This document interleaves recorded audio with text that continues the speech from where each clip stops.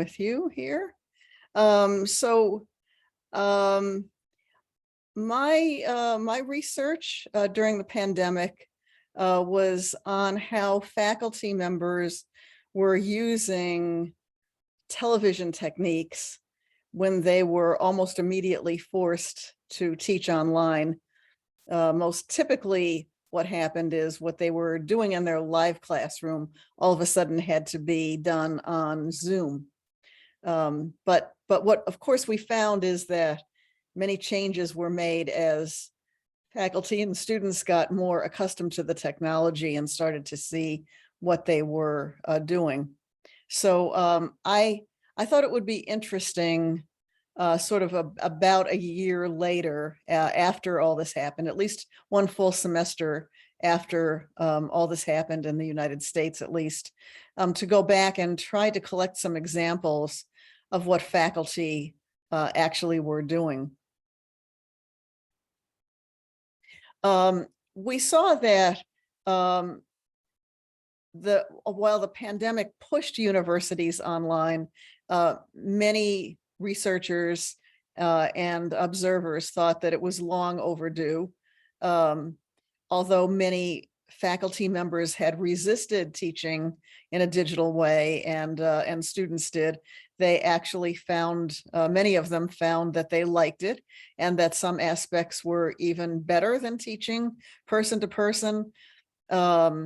There were certainly many negative impacts because this was done in a crisis modality without any planning.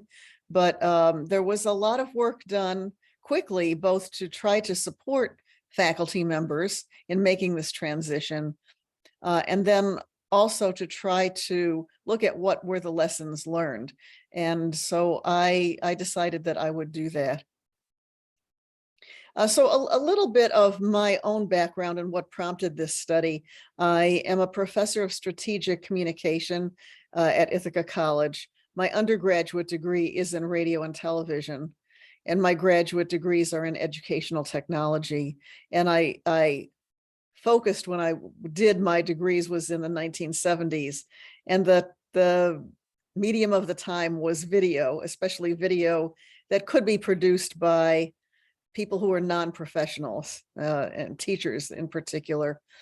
So I have always been very interested in the topic of new technologies, and then also became interested in the new interactive media and online learning.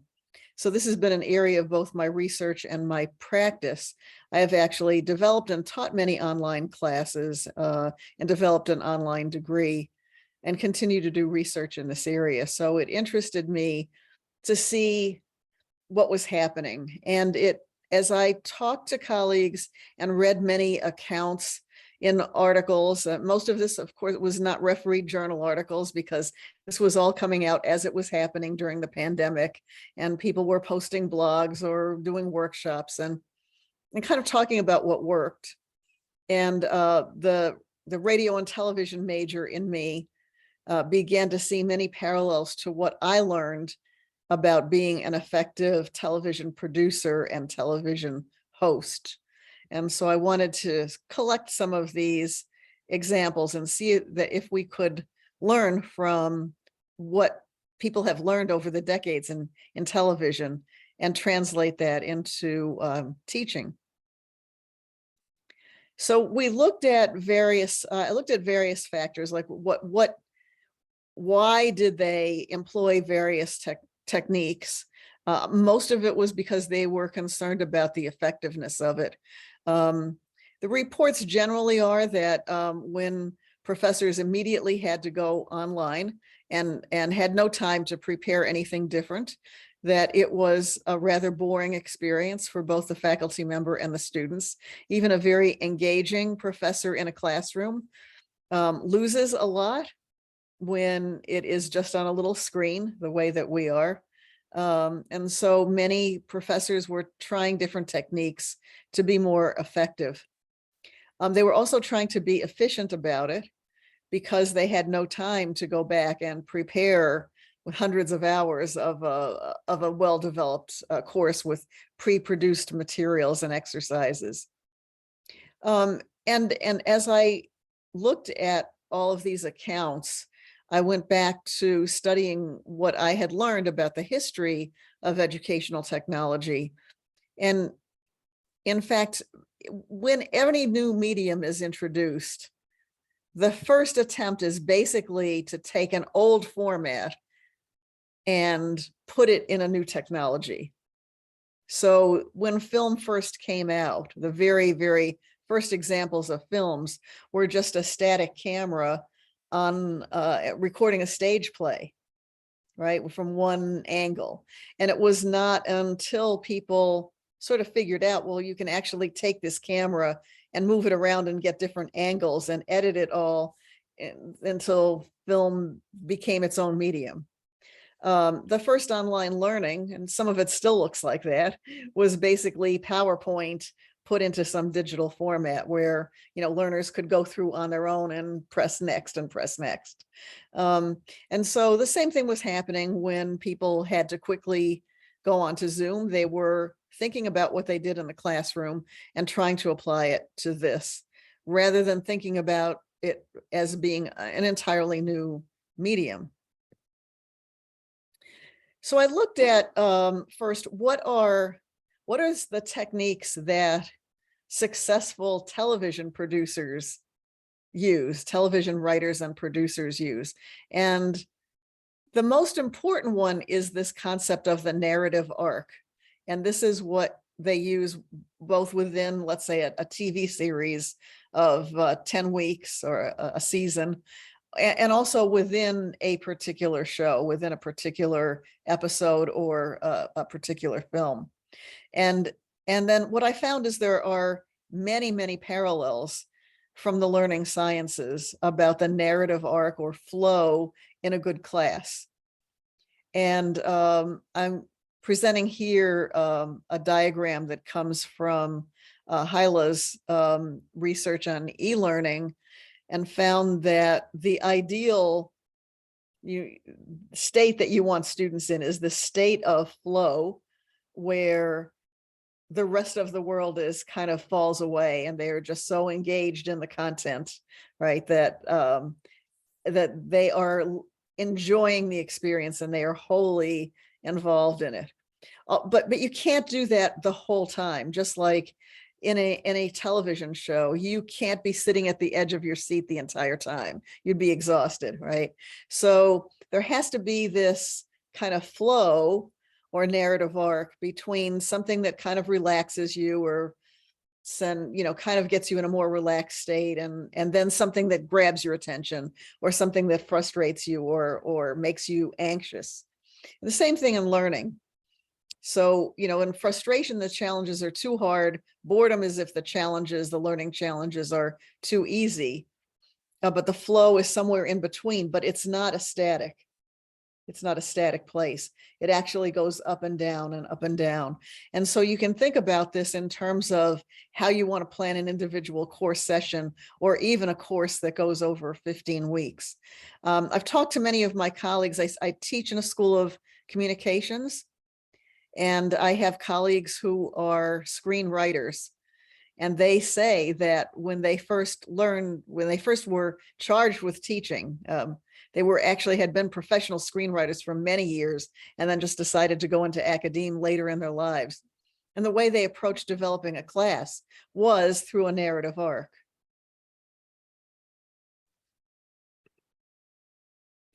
Sorry. So another tool that television producers use is what's called a rundown sheet. And this is a useful way of planning a course and also sharing this information with others who might be able to help you. So when I was one of those people who immediately had to switch to teaching a course online, and I created a rundown sheet very much like this one for my class in stakeholder relations. And it lists down on the left-hand side what the clock time is, the actual time of beginning and end of the class, the running time of each segment, and then what the video source was, whether we were looking at Zoom, whether we were looking at a whiteboard, when I needed to share the screen, when I would need to roll in a video, and then where that location was. Was it coming from a pre-recorded clip that I had on my hard drive, or was it coming from a website? And then I would put notes there. So this is the way that I would manage my own class. I've done larger classes like this where we were bringing in many speakers, many high-level speakers from outside, and we actually had help to do all the technical information behind the scenes. And if that's the case, then obviously having this kind of rundown sheet is necessary to be able to communicate with them.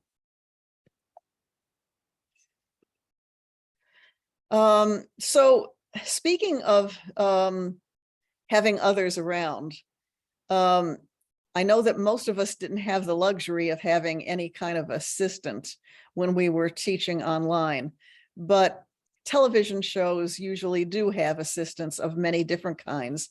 And actually what I found in my research was that very quickly, many professors found a way to do that. One of those is the person who's kind of the floor director, the image that you see on the left, of the person who is timing things and giving the cues and managing which camera is on. Another important concept is that of the sidekick or the co-host. We see that in a lot of late night talk shows, like where somebody will have the band leader will be somebody who does banter back and forth with the host. And having another person to talk to and or to manage whatever happens as it is backstage is a very, very useful concept. So for example, one of my colleagues at Dean College had a lecture series in business in which they would bring successful alumni back. What they actually found is they got a lot more attendance during COVID, is it was an evening session and people didn't have much to do. So not only were the students tuning in, but their families were tuning in. And so the audience was about 10 times greater than they ever had in person. So the questions that were coming in were numerous, both in chat and hand waving and all of that. So he quickly learned that he needed to have kind of a floor director or a co-host who would manage all the questions in the background, combine some questions, screen some questions, and then often cases send some more information via chat, like a Zoom link or a web link to the person who asked the question. So my colleague, who was the host, could pay attention to hosting the guest, and somebody else was doing all that information in the back, all the call screening and that sort of thing. Another thing that shows do is what's called the warm-up. So if you've ever gone to a talk show and are in the studio audience, they don't just plop you down and start the show. There's somebody who comes out. It could be the host of the show. Sometimes it's somebody else, or another comedian. Somebody gets you warmed up. They get you laughing. They tell you what to do and what not to do. They tell you, when to applaud when the applause sign goes on. But it's important in a classroom too to get people warmed up. And so a lot of the professors that I talked to had some way to get people warmed up before they just jumped right into class. And there might have been little exercises that they came up with, or they come up with cute little ways for the first 1 or 2 minutes to get people ready to get into class. A lot of advice that I was given when I reached out, I talked to 17 professors who had shared publicly some successes of new approaches that they had taken. And I did extensive Zoom interviews with them. And that's sort of how I compiled all this. This is one of the images that they shared with me, that they quickly learned how to set up their home office for lecture. And this is an example of an adjustable height desk that's higher. They found that it was much more effective to stand and teach, as many of us do when we're in a real classroom, and to have 2 screens, one that shows your PowerPoint or the Zoom classroom, and another one that's kind of like what you would have as a teleprompter in a studio of your notes. And so that was one of the great suggestions. Many people use Zoom backgrounds, and universities actually started to supply Zoom backgrounds of their nice campus scenes. Many professors then decided to get into more advanced technologies. This is a screen of a free software called OBS. And it allows you to do what a TV studio does in terms of getting input from multiple camera sources, multiple video sources, and blending them in different ways. And so one of our theater professors, who we see here on the right, was able to do that. She was able to use multiple sources so that she could have the full screen of her PowerPoint along with her face superimposed, and could also cut in between cameras. She had a regular desktop camera, but then she also went around with her cell phone, because she would go through, she taught technical theater, and would go through the scene shop with her cell phone to actually show things. And the software allowed her to manage all those multiple resources. Another hint, again, in terms of how you set things up, of just the level of the camera angles, sort of being able to look directly into the camera rather than looking up or down, and how the light is composed, and what people see behind you, and whether or not you have a lot of reflections in your glasses. Another thing that TV shows have is what's called interstitials. In most commercial television, it's commercials. But even when they're not commercials, like in public broadcasting in the US, there are many interstitials, and those are little breaks that might be within a show or in between shows that provide some little relief, some other information. And what people found is that it's very hard to concentrate on Zoom for an hour. And many professors found that they needed to create these interstitials that would give people a break. So what you see on the bottom left is my colleague in physics created some beautiful short artistic pieces based on a concept of physics. And then he worked with a colleague who's a poet and a colleague who's a musician and composer. And the poet and the composer musician made this beautiful sort of video with music and beautiful words that were artistic expressions of the physics concept that he was teaching. And they would play these little interstitials at various places in lectures, especially those lectures that were very challenging. And the students found it very effective. And the professor found it very effective to be able to give them that kind of break. And then lots of people found ways to do polls and quizzes. Zoom is creating more of those opportunities, but there are other kinds of software like Mentimeter that allows you to do live polls and be able to see the audience reaction in real time, very much like we see voting on some of the contest shows on television. And in terms of game show, one of the things that we learned that's very effective in game shows is to hear contestants talk through how they are solving the problem. And one of our mathematics professors used that technique to create short videos on some of the math concepts that he was teaching. And what he did is he would come up with a problem, show the graph, but then he would get two students to work through that problem and talk out loud as they were working through the problem. And in learning science, we found that one of the best ways to learn something is to listen to somebody else's thought process as they engage in that concept. And so our math professor created many of these short videos for students to be able to listen to other people solve the problem. So I'll wind up with what do I think is the future research? We don't really know what the architecture and language of this is going to be. We certainly know that most colleges and universities have always been had always been looking to do more online, and now that more professors are familiar with it, they may be more receptive to doing that. The same thing with students, but we don't quite understand the language of the medium yet. We don't know how any of these techniques will fare when online learning is no longer new. So a lot of these things were clever and fun because it was brand new. Ele não vai para o corpo todo, ele vai só para o pulmão.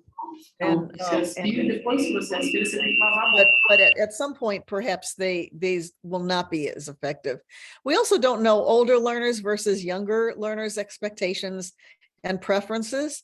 I teach online at a large commercial university, and they encourage professors to create very elaborate formal videos. One of them dresses up like a chef and teaches concepts from his kitchen, very highly produced. It looks like you're watching the Rachel Ray show or something like that. And older learners like that, while we find that younger learners like TikTok, and they like something that looks like you're holding up a cell phone in front of you and it's all shaky and out of focus and not edited well, right? So that's what they like. We also don't really know how it's going to change the role of faculty and other staff.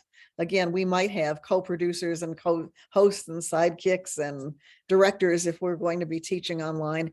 And Zoom and other platforms are coming up with many new features as people are finding out what works and what doesn't. So thank you very much for listening to the presentation. I look forward to any comments or questions.